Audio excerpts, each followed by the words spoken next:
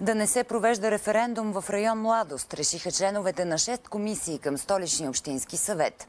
Съветниците смятат, че налагането на мораториум върху строителството в района и промяната на устройствените планове са в компетенцията на Министерския съвет, а не на местната администрация. До обсъждането дали да има местен референдум се стигна, след като Инициативният комитет за зелен младост внесе в средата на миналия декември малко повече от 14 000 подписа за свикване на допитване.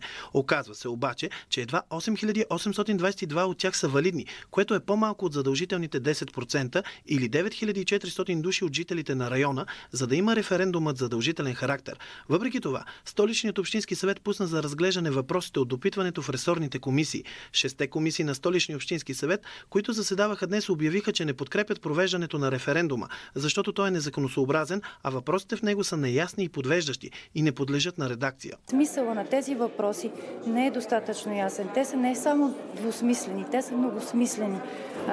Например, въпроса, който е за мораториум до приемането на нов общ устройствен план и планове и подробни устройствени планове.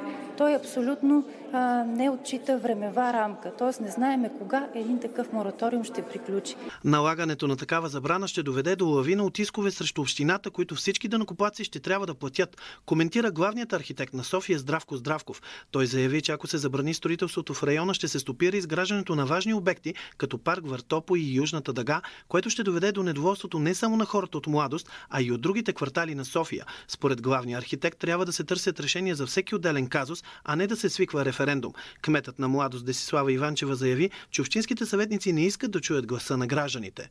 Искам да кажа, че ние не сме за самото спиране изцяло в Младост. Ние искаме да се спре да се строи между блоковото пространство.